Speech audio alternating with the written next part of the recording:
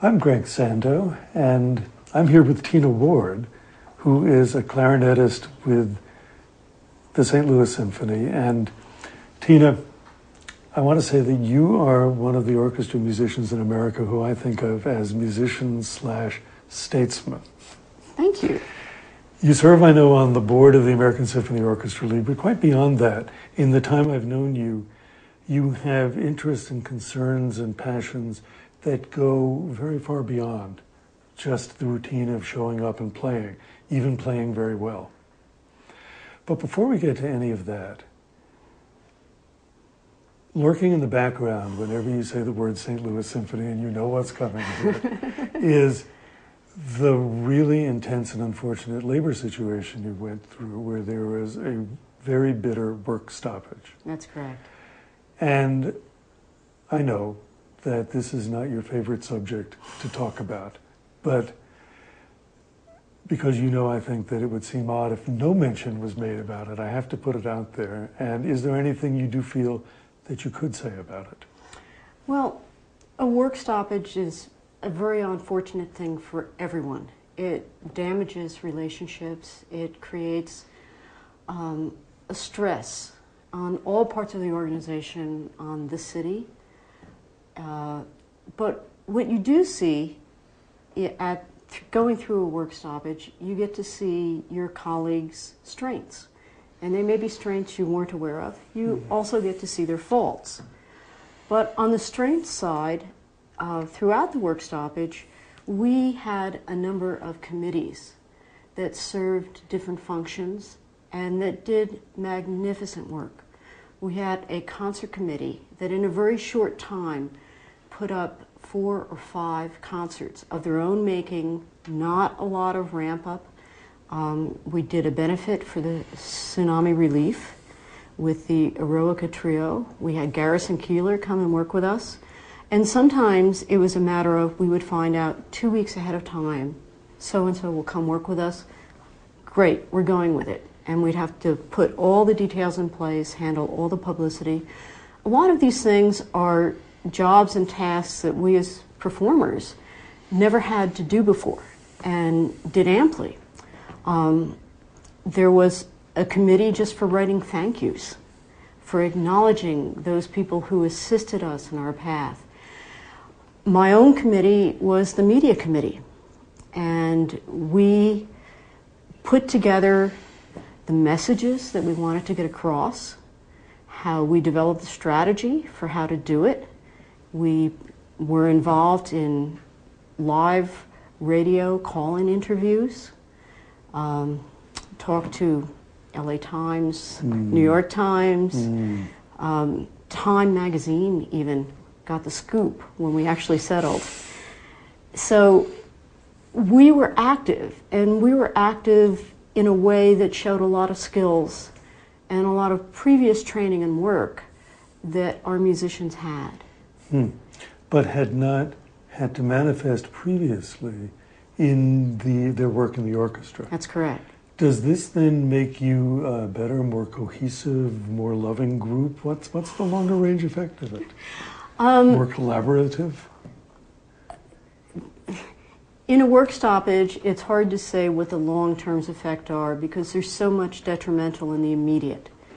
We did better, I would say, than most. And that says a great deal.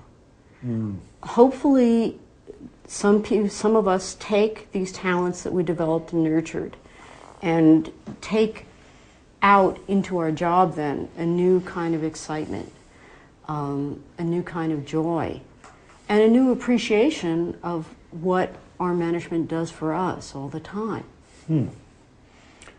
And that last, I must say, is a very generous statement, considering the ugliness that happened between your management and the musicians during the work stoppage. So I'm impressed.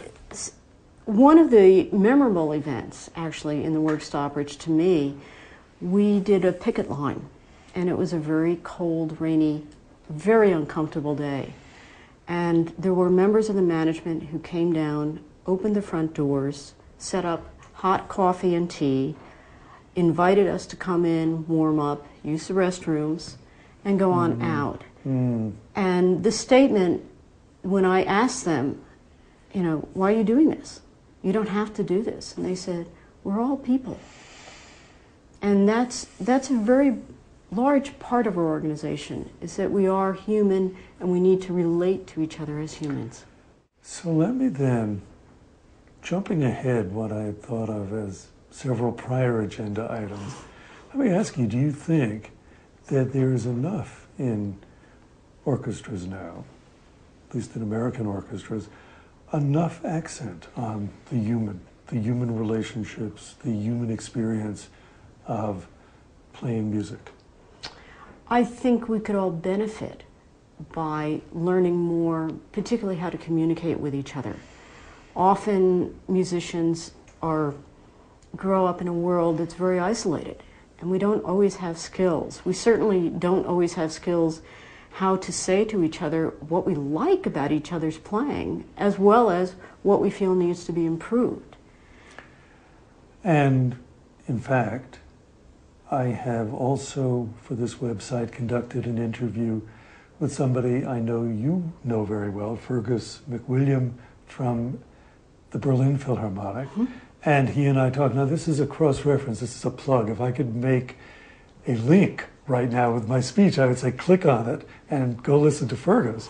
And Fergus talked a lot about how in the Berlin Philharmonic they do work together musically. They criticize each other's playing in constructive ways. They get at each other during rehearsals and privately out of rehearsals to try to make things better. But this is not the way, is it, in American orchestras? No, generally there's an unwritten rule that it is the responsibility of the music director to handle these issues, and it is not done colleague to colleague.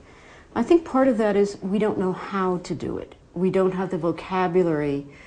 We're afraid of hurting each other. We're afraid of taking over a role that we give the power to the music director. To the music director, and so it would be an extraordinary event then if somebody in one of America's top orchestras should walk across to somebody in another section and say, you know, I thought your big solo in the second movement was a little fast. It would be very unusual. Yeah. And some people would take that as inappropriate and would say, don't talk to me again. Other people would say, thank you very much for letting me know. I'll see what I can do about it. But it would be, if it was somebody you didn't know very well, very unpredictable how they would react. And It certainly is not the norm, and there's no institutionalized way in which such conversations happen. That's right. Which means, not to be too radical about it, but it really does mean this, that an extraordinary artistic ensemble made up of highly skilled and committed people has no way of doing what any rock band can do, which is to say, talk to each other about what's actually going on in the music making.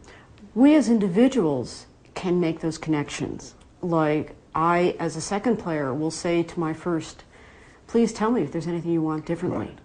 And if that player gives me permission to talk to him and say, let me know if there's anything you need me to do differently, then I've opened that avenue of conversation. But of course, it occurs to me that, as you were saying, the power to make this kind of point lies with the music.